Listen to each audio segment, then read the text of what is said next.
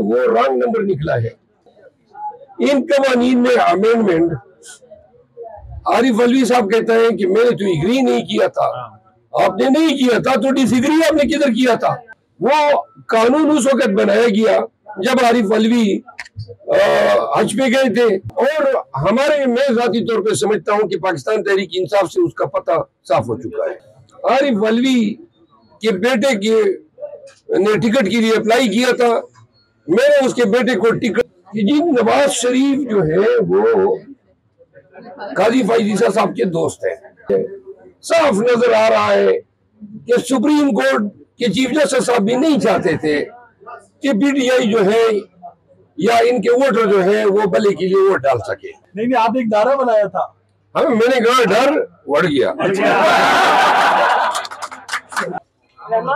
बिरयानी यार पता है, मैं खाने में मुझे नवाज शरीफ की पसंद है। तो आपको नवाज शरीफ की पसंद अच्छी है खाने की? खाने में क्योंकि वो पेटू है ना, तो वो बेसिकली ये तुर्क स्पाइसी चीजें मुझे भी पसंद है। खुराक तो खान साहब की भी अच्छी है। खान साहब तो माशाल्लाह खुराक के मामले में तो बड़ा इंसाफ है। पाकिस्तान को इस वक्त और पीटीआई को बिलखसूस डर की तदफीन की जरूरत है। खान साहब से मुलाकात होगी इस पे कि जितने भी उम्मीदवार हैं उनको पब्लिकली हम कुरान पाक पे हलफ दें। हमारे जो इल्हाक था शिरानी साहब की पार्टी के साथ, खान ने अप्रूव किया, असद कैसर साहब की ड्यूटी लगाई, मैंने अनाउंस किया, खान ने मुझे कहा जाओ मीडिया को बता दो और कल प्रेस कॉन्फ्रेंस करो। बलूचिस्तान के सदर और जनरल सेक्रेटरी की कमेटी बना दी। नहीं, मैं ये नहीं कह रहा हूँ, जहाँ पे भी करे पार्टी की मर्जी है, लेकिन गुजारिश ये है ना कि हमने शायद चंद एक गलतियों का इर्तिकाब किया है। वरना ये क्या कहते हैं वो मरवत साहब की जबान में बढ़ गया था। वो मरवत की जुबान नहीं है, ये है असल में सराइकियों की जुबान। नहीं, ये तो अब आपका ट्रेडमार्क हो गया। आज हमने उधर फिर हुकूक आपके पास आज उधर सीव्यू पे हमने नारा ही नया बना दिया। मैं कहता था डर, लोग कहते थे बढ़ गया। और सुनाइए। मुझे ये बताएं कि यार ये सीरियसली ये तो पूरे मुल्क का खाना है ना, पाकिस्तान का खाना तो सारे अच्छे हैं, तो निहारी वहरी होनी चाहिए। निहारी तो आपको दस्तगीर लेकर जाते भाइयों के इलाके में, वो भी हमारे सबके भाई हैं, तो वहाँ लेकर जाते आपको जावेद निहारी खिलाते। पूरे पाकिस्तान की खाने, कराची के खाने, मलिक की निहारी खिलाते, मलिक की निहारी खिलाते हैं, जावेद की निहारी बादराबाद को खिलाते हैं सर। और बिरयानी खिलानी है, नली बिरयानी यार पता है, मैं खाने में मुझे नवाज शरीफ की पसंद है।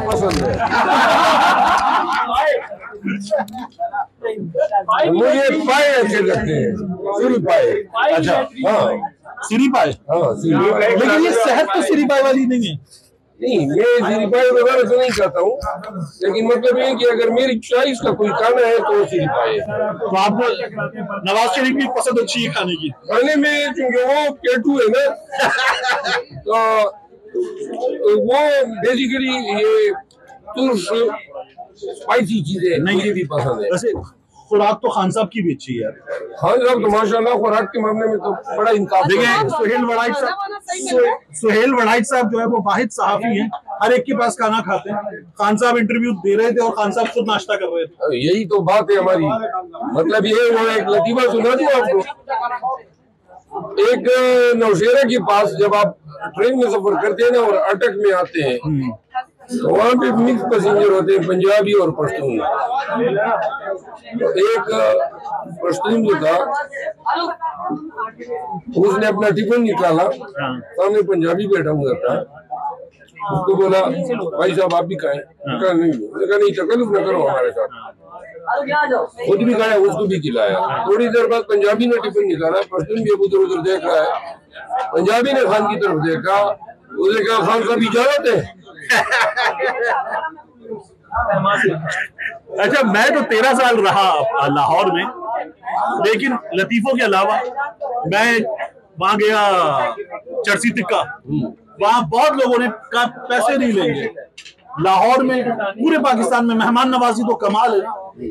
कराची में, सिंध में, खैबर पख्तूनख्वा में, पंजाब में मेहमान नवाजी पाकिस्तानियों की कमाल है, हर जगह कमाल है। वो लतीफों में तो हम कर लेते हैं जो भी, एक दूसरे से मोहब्बत थोड़ी बहुत, लेकिन बाकी अब कराची तो फिर पूरा पूरा मिनी पाकिस्तान है ना। यहाँ पंजाबी भी सबसे ज्यादा है, यहाँ पश्तून भी सबसे ज्यादा है, पेशावर से ज्यादा पश्तो बोलने वाले यहाँ पर हैं, नो डाउट।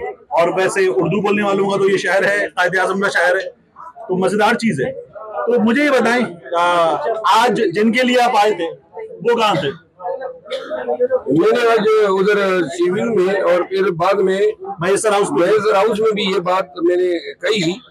देखिए, अगर जिनकी कैंपेन के लिए हम आए थे वो खुद डर के मारे नहीं निकल सके, कौन थे उन्होंने कत्ल के मुकदमों में उनकी उनकी वो मतलूब है, लेकिन इस कन्वेंशन और इस जलसे में ना आके उन्होंने खान के टिकट की भी नाकदरी की है,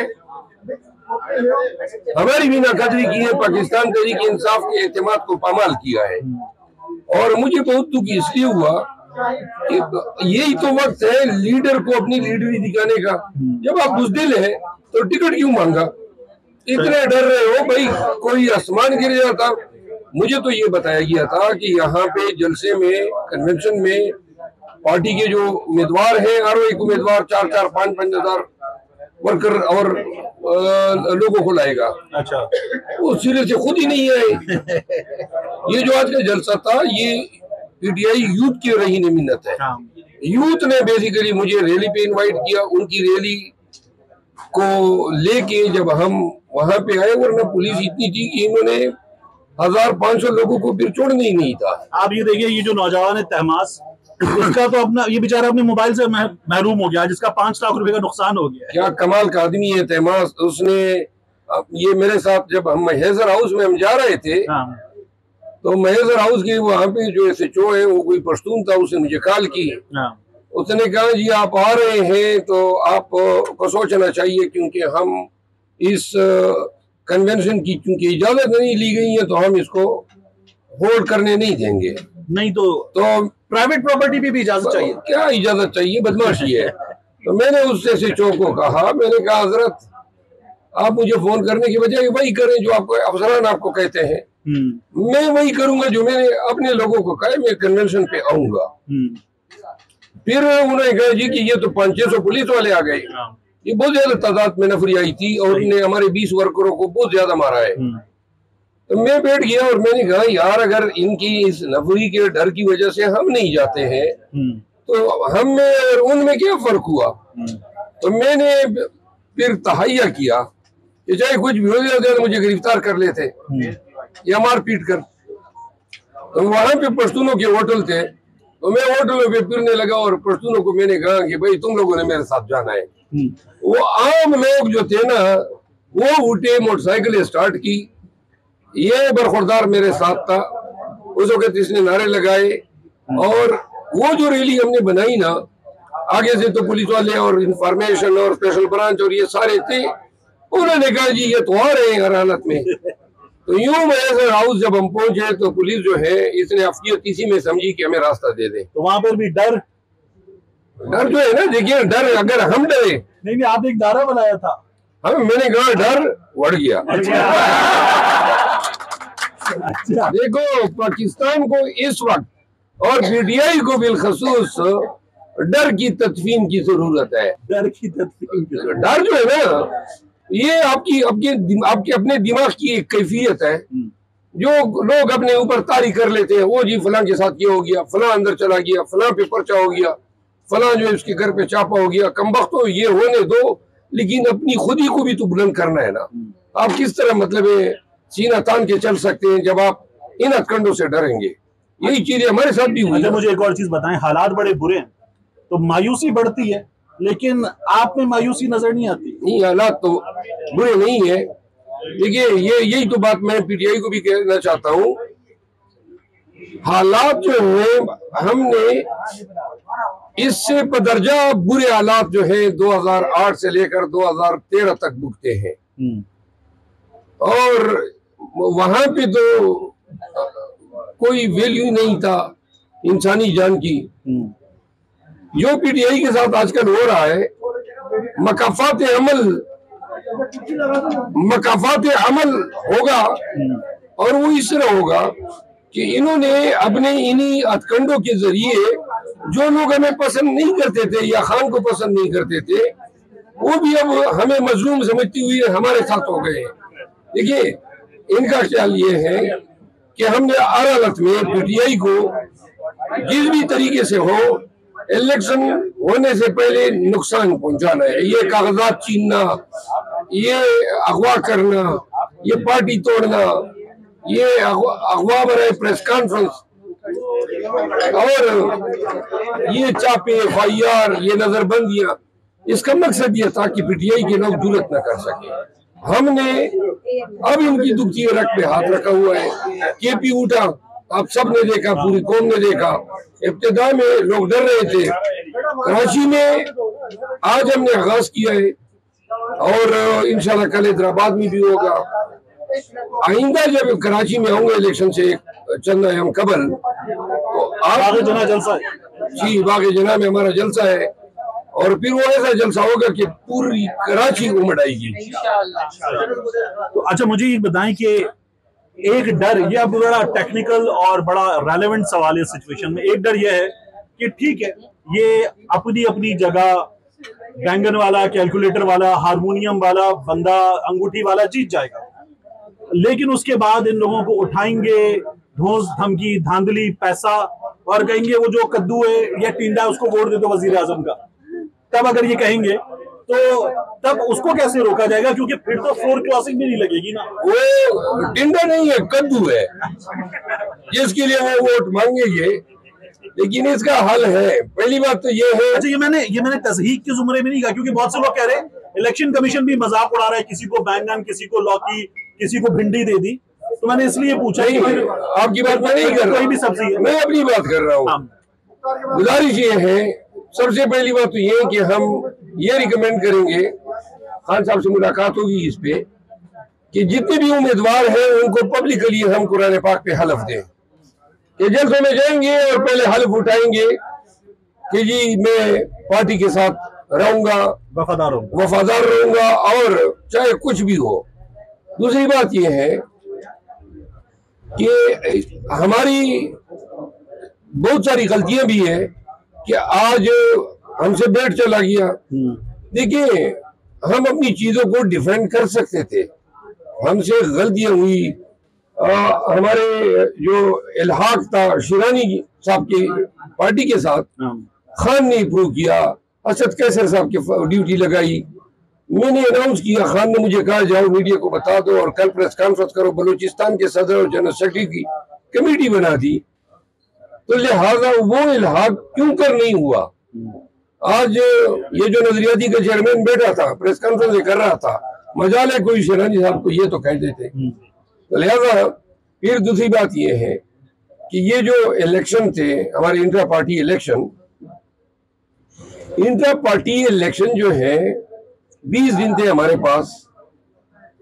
तो जो सुप्रीम कोर्ट ने जो हमारी टेक्निकल खामियां पकड़ी और जिसपे हमारी तस्दीक भी की कि 8 लाख लोग आपके रजिस्टर्ड वोटर हैं, तो वो कितने उनमें वोट डालने आए, फिर उनको पता किस तरह चला, फिर आपने पेशावर का इंतखाब क्यों किया, ये वो हमारी कमजोरियां थी जो उन्होंने पकड़ी। नहीं, पेशावर के युगोस्लाविया में, पाकिस्तान में कहीं भी कर ले। नहीं, मैं ये नहीं कह रहा हूँ, जहां पे भी करे पार्टी की मर्जी है, लेकिन गुजारिश ये है ना कि हमने शायद चंद एक गलतियों का इर्तिकाब किया है, और बल्ले का चला जाना जो है इंतहाई मायूस कुन है। सुप्रीम कोर्ट ने अकबर बाबर, यानी उसकी शक्ल भी आप देखें ना तो पता चलता है कि मशकूक आदमी है।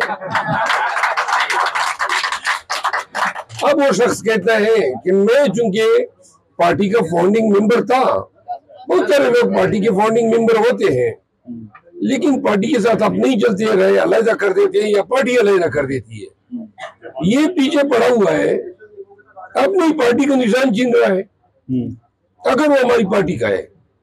अब इस शख्स के इस शिकायत या पिटीशन पे सुप्रीम कोर्ट का 10 करोड़ अवाम से उनकी इंतखाबी निशान छीन लेने का जो फेल है वो जमहूरियत की भी बेखनी है, ये कानून की पामाली है, तअस्सुब की अक्कासी है। साफ नजर आ रहा है कि सुप्रीम कोर्ट के चीफ जस्टिस साहब भी नहीं चाहते थे कि पीटीआई जो है या इनके वोटर जो है वो भले के लिए वोट डाल सके। ठीक है, हामिद मीर साहब ने कहा है कि काजी फाइज ईसा साहब और नून लीग एक पेज पे नजर आ रहे हैं, आप इत्तेफाक करते हैं? देखिए, खान साहब के साथ जेल में मुलाकात हुई थी तो मैं उनको इस पे कायल करने लगा था कि जो हमने रेफरेंस काजी फाइज ईसा साहब के खिलाफ दायर किया था, चूंकि वो रेफरेंस भी बुनियादी तौर पर पीटीआई का काम नहीं था, ये फिरोज नसीम थे लॉ मिनिस्टर, उन्होंने बाजवा के कहने पे ये रेफरेंस दायर किया था। तो मैं ये चाहता था कि हम ऑफिशियली इस फेल को रिग्रेट करें ताकि हम अदलिया से नंबरदाजमा ना हो। तो खान साहब ने उस वक्त बात की थी, क्योंकि वो वज़ीर आज़म रहे हैं, कि जी नवाज शरीफ जो है वो काजी फाइज ईसा साहब के दोस्त हैं। तो दोस्ती ताल्लुक हमारे मुआशरे में लोग रखते हैं, लेकिन मुंसिफ जो है वो या जाती इंतकाम के लिए या दोस्त की खुशनुदी के लिए पार्टी को जो है, किसी भी पार्टी के साथ इतनी नाइंसाफी नहीं कर सकता है। ये रिस्क अल्लाह का दिया वो हमारे सामने पड़ा है। ये फैसला तारीख में याद रखा जाएगा कि सुप्रीम कोर्ट ने कहा, कोई सिविल जज साहब की अदालत नहीं है, सुप्रीम कोर्ट ने कहा कि पाकिस्तान की पॉपुलर तरीन पार्टी जो है वो उनका इंतखाबी निशान छीन लिया जाए और पार्टी को इलेक्शन आजाद लड़ने पे मजबूर किया जाए। और इसके अगेंस्ट स्टेक्स क्या थे कि जी आपने 8 लाख वोटरों को किस तरह इन्फॉर्म किया, यानी टेक्निकलिटीज। आपके लिए जमहूरियत आम होनी चाहिए, आपके लिए ट्रांसपेरेंट फ्री इलेक्शन आम होने चाहिए, आपके लिए रूल ऑफ लॉ। मैं तो कहता हूँ पीटीआई के आईन से ज्यादा पाकिस्तान का आईन अहम होना चाहिए। काजी फाइज साहब, यही तो मैं कह रहा हूँ, पाकिस्तान का आईन क्या कहता है, आर्टिकल 17 और आर्टिकल 19। आप पीटीआई के आईन में नुक्ते निकाल रहे हैं। गुजारिश ये एक जुल्म किया है और अर्श पे जो अर्श का खुदा है और जो हमारा खुदा है जरूर इसको और इन तमाम नाइंसाफी करने वालों को सजा देगा। एक मुश्किल सवाल पूछूं, आरिफ अलवी साहब का किरदार कैसा है? आरिफ अलवी के बेटे के ने टिकट के लिए अप्लाई किया था, मैंने उसके बेटे को टिकट अवार्ड करने की मुखालिफत की थी और मैं जाती तौर पे समझता हूं कि पाकिस्तान तहरीक इंसाफ से उसका पता साफ हो चुका है। उनके बेटे का या आरिफ अलवी का? आरिफ अलवी का खूब भी। आरिफ अलवी ने उस वक्त हमारे साथ धोखा किया जब वो हज का बहाना करके गए और साथ में चेयरमैन सेनेट को उसने और पीडीएम की हुकूमत को मौका फराहम किया कि जो कानून अब ये जो नवाज शरीफ जो जिसकी डिस्क्वालिफिकेशन खत्म हुई है, वो कानून उस वक्त बनाया गया जब आरिफ अलवी हज पे गए थे और चेयरमैन सेनेट ने पीछे से अप्रूवल दे दी। फिर कई कवानीन इस दौरान बने, सारे मुतनाज़ा। फिर दूसरी बात, आर्मी एक्ट और जो 1923 का जो एक्ट है जिसके तहत साइफर के ट्रायल हो रहे हैं, इन कवानीन में अमेंडमेंट आरिफ अलवी साहब कहता है कि मैंने तो एग्री नहीं किया था। आपने नहीं किया था तो डिसएग्री आपने किधर किया था? आप डिसएग्रीमेंट लिखने के पाबंद है, आप भी देते। फिर जब आपको अल्लाह ने ये इख्तियार दिया है आइन के तहत कि इलेक्शन की डेट मुअय्यन करें, तो आपने अपनी गिलू खलासी के लिए लेटर इलेक्शन कमीशन को लिख दिया। हद होती है, पार्टी पे क्या हो रहा है, क्या हम पे गुजर रही है और आप किन को खुश कर रहे हैं। तो लिहाजा आप आरिफ अलवी साहब जो है वो रॉन्ग नंबर निकला है। आपने हमेशा ये कहा है कि जो मैं बात करता हूँ काम साफ करें, वही मैं बात करता हूँ जिसमें अवाम आपके साथ खड़ी है।